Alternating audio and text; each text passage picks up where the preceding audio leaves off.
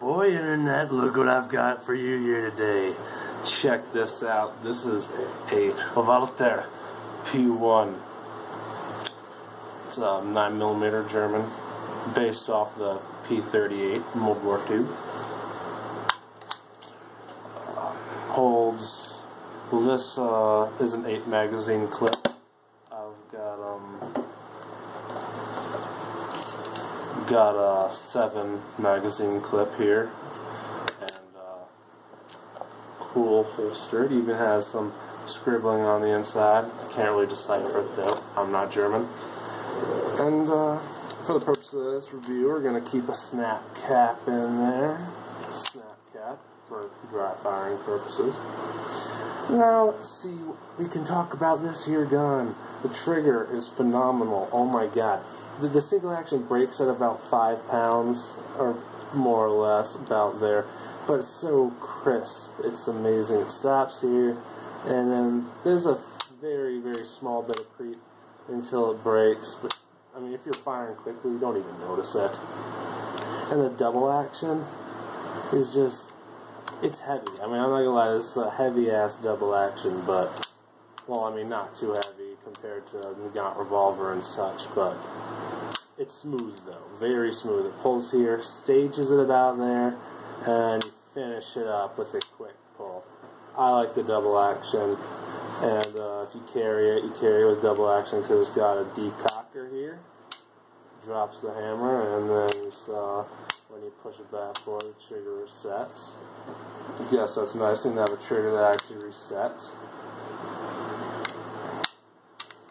Alrighty, now let's see what else we can talk about here. Fire-up or follow-up shots with this are kind of difficult because, as you can see here, let's remove that snap cap. When the gun recoils, the back goes back, but it's not a rotating barrel design.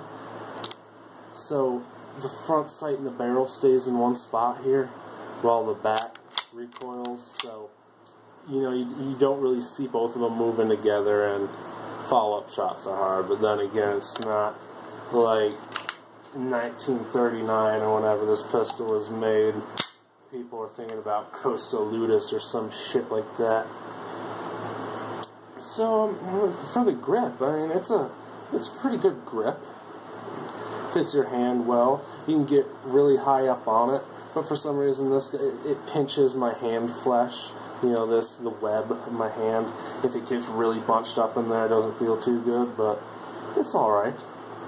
And as for complaints about this gun, I don't really like the whole side-mounted safety because I try and get as high up on a gun as possible, but the thumb will mess with the cycling of the gun, so you gotta put it somewhere else.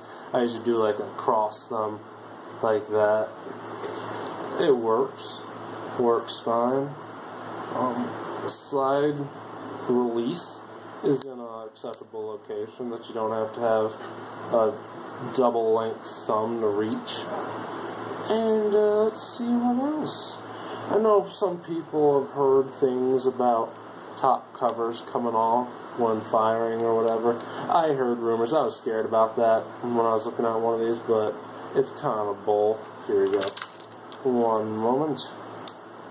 Just going to take it down real quick so I can show you something about my particular P1. I had an incident at the range one day.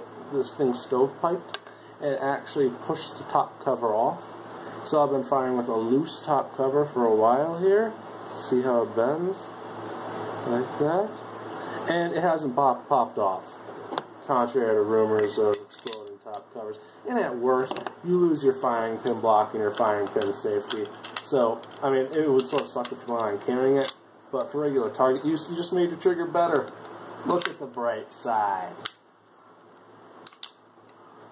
So, that's about it. It's got this heel magazine release. It's sort of different at first, but you know, you get used to it. You just pull it out. No big deal. And yeah, that's about it. Oh, it ejects to the left for some freaky reason. I mean, I don't really know. Probably because the extractor's on the left. But that's all right. let's see, oh, it's got a firing or a loaded chamber indicator there, but you know, I don't trust that. Always check the chamber when you pick it up. You people should know this shit by now if you're looking at buying a pistol. And let's see, there's something else I wanted to talk about with this, but it seems to be slipping my mind. Oh yeah, I've got a hex pen model. That's the last thing I wanted to say. Not really that important, but at least I won't have terrible frame cracking issues.